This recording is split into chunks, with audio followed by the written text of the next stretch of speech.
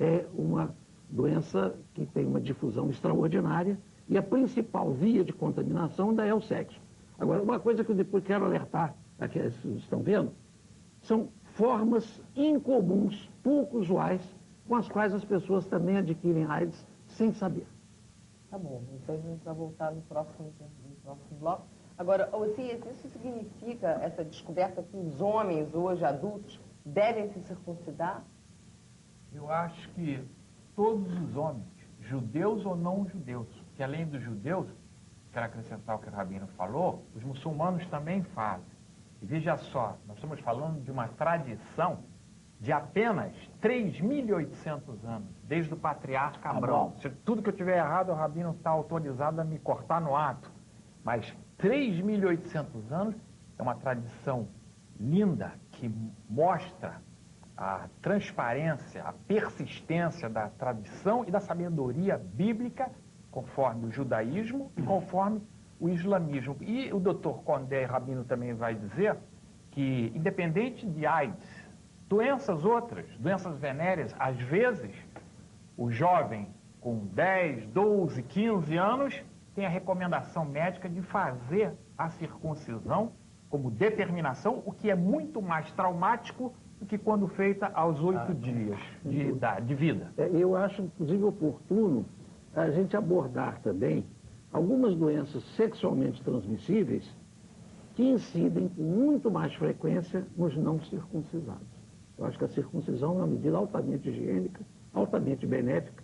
Então, eu depois vou citar algumas doenças que os não circuncisados pagam um tributo muito maior. Quais seriam elas, por exemplo? Olha, existe uma patologia do aparelho genital feminino, e eu sou ginecologista, chamada candidíase. O que é a candidíase? É uma doença produzida por um fungo, um cogumelo, chamado cândida. Pois bem, a mulher que é portadora deste fungo, ela tem um desconforto, ela tem uma secreção abundante, tem corrimento, ela tem ardência, dificuldades na relação sexual. E a candidíase, às vezes, começa a haver uma repetição. E aquela paciente, volta e meia, ela chega no seu consultório com aquelas mesmas queixas. Se você não for pesquisar, não for tentar descobrir a causa daquela reinfecção, ela vai ter aquilo a vida inteira. E frequentemente eu descubro que é o marido não circuncisado. Ela se trata, ela fica boa, mas ele abriga aquele fungo no sulco bálano prepucial, que é aquele sulco que circunda a parte central do pênis, ele abriga aquele fungo. Então ela se trata, fica boa. Parte para o ato sexual, recebe de novo a cândida, novamente está com infecção. Agora, qual é a diferença, Rabino, entre o método cirúrgico de um homem hoje que esteja assistindo o programa que decida se circuncidar, do método do senhor? Eu gostaria bastante de antecipar, explicar uma coisa mais profunda, filosófica. Todos nós sabemos que quando Deus faz ou cria alguma coisa, Ele cria a coisa de uma perfeição perfeita. Não existe uma coisa mais perfeita do que a própria criação do Criador. E se Ele nos deu este preceito de fazer a circuncisão, obviamente não apenas por motivos apenas de pacto. Ele quis trazer mais um benefício para todos aqueles que fizeram pacto com Ele.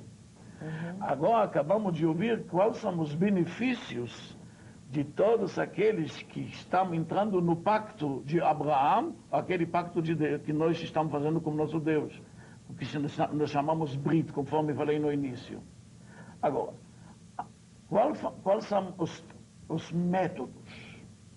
Vamos pensar que nós já fazemos isso já quase 4.000 anos. Será que alguém tem mais experiência no mundo do que nós fazendo isso? Não existe nenhum médico que pode dizer que tem experiência tanta, mesmo na literatura, como nós na prática. E nós, na verdade, eu como rabino que faço circuncisões, eu faço como que nossos pais e avós e bisavós fazemos. Mas com todos os métodos modernos. Quer dizer, mantemos a parte principal de que a coisa tem que ser feita, mas fazemos isso de uma forma mais moderna possível, obviamente. Mas o que eu dizer uma coisa?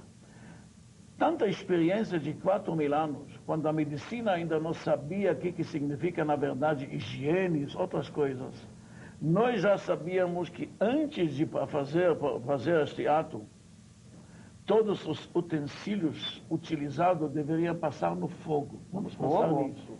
Isso é muito interessante, Rabino. Nós vamos continuar essa conversa, mas no próximo bloco, tá? Que eu tenho que chamar o intervalo. Me desculpa. Fiquem ligados aí conosco, nós voltamos num instante.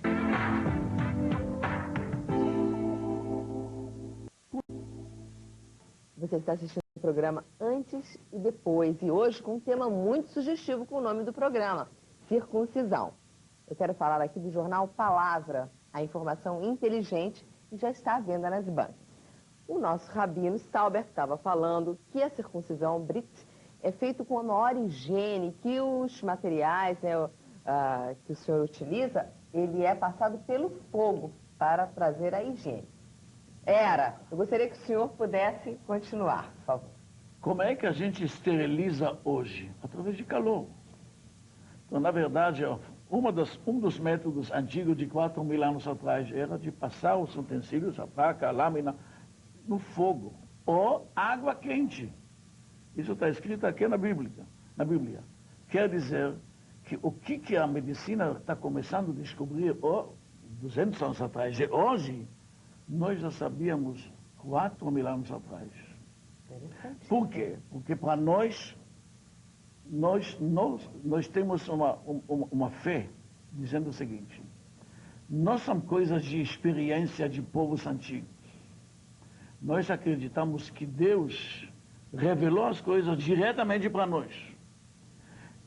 Quando Ele é perfeito e nos ensina coisas perfeitas, ensinou também como fazer as coisas de uma forma que não prejudique ninguém. Pela nossa história, nunca aconteceu que uma criança morreu ou aconteceu alguma coisa disso. Vimos coisas sim, dentro da nossa literatura antiga. Se uma família, por exemplo, vimos que uma família hemofílica não se faz circuncisão. São leis antigas.